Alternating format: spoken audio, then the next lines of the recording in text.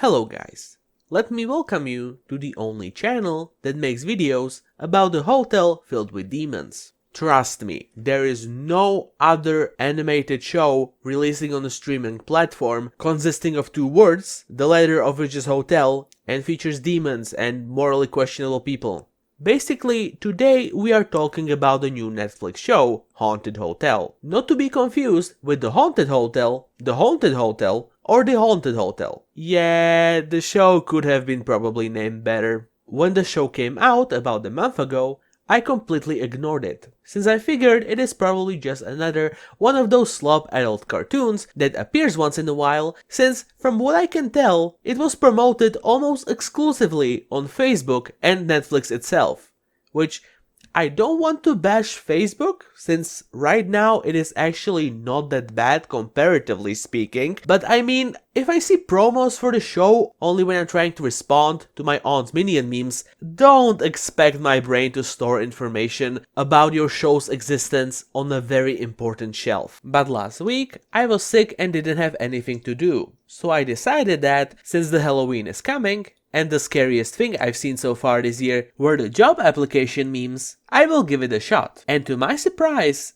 it was actually pretty good. And since there strangely enough doesn't seem to be anyone covering this show on YouTube, I decided I'm going to do a quick review on it. The show is about a single mother, Catherine, who inherited an old haunted hotel Undervale from her deceased brother, and has moved to it with her two children, Esther and Ben.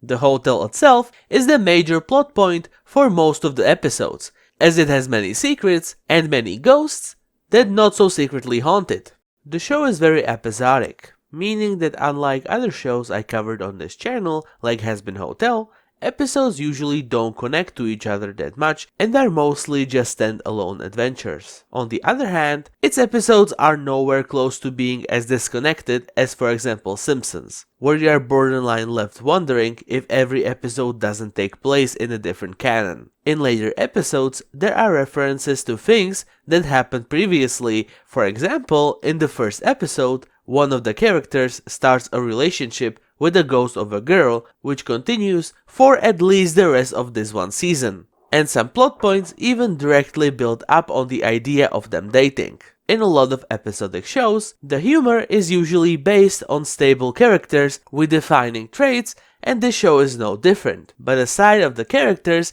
it also has a few episodes that directly parody certain things in horror pop culture, such as ghost hunting YouTubers or even some movies like Friday the 13th. But for now, let's just talk about the characters. Catherine is the mom who is trying to make hotel work and make enough money so her family can get by. Nathan is a ghost of previous hotel owner and Catherine's wacky older brother that is trying to help but is ultimately kind of a screw-up that has trouble taking things seriously due to already being dead. Esther is a tomboyish sassy girl that really enjoys living in the hotel and learning about all the supernatural stuff there, which leads her to having many morally dubious adventures. Ben is kind of a weird guy, always trying to fit in to varying degrees of success, but ultimately is a sweetheart that only wants the best for his friends and family. Lastly, there is Abaddon, a demon trapped in the body of a child from 1700s, waiting for a chance to get back to hell. He is probably my favorite character,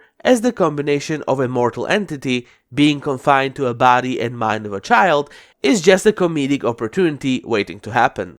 This vessel requires Fruit Loops. Despite being character-based, it never feels like characters stagnate. Instead, while slowly, they change constantly, every adventure bringing them more and more close together, and even if barely noticeable from the start, nearing the end, especially Abaddon does things he would never do in the first half of the season. It also never feels like the show holds your hand. For example, in one of the episodes, a huge part of the main plot is the unfinished business, and how you can complete it to get rid of unwanted ghosts. Then it goes unmentioned for a few episodes, until it becomes relevant again, but the show doesn't re-explain it. It just trusts you that you remember it from the episode prior. This might seem like a small thing, but so many shows even nowadays fall into this trap of feeling like you have to explain every single returning concept. And it is like, why? I'm just glad that this is the show that finally noticed that it is on Netflix and most people will watch it in one sitting anyway. This all sounds like a big fun, right? And yeah, right actually. But the show also has a lot of issues holding it back. Which is, I guess, why No One Did Haunted Hotel is already an underrated classic kind of video. First of all, the show is not that funny or memorable.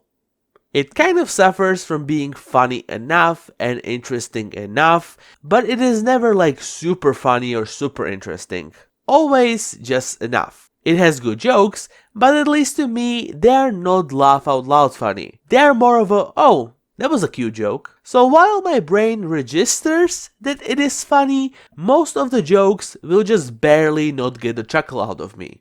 My second and bigger issue is that the show seemingly just doesn't know where it wants to be tonally. Sometimes it will just have a really interesting and dark scene that makes me tense up and worry what will come next, and it will just casually follow it with a joke that maybe would have worked in a different context, but just feels really out of place there. It is just really hard to take a show seriously if the show itself won't take itself seriously. The best example of this is actually a minor spoiler. But I mean, it is mostly a throwaway line, so I will use it anyway. Basically, during one scene, it is revealed that Catherine cremated Nathan's body, despite his will stating otherwise. But when Nathan learns about it, he complains that his preferred method of burial was for his body to be shot out of a cannon.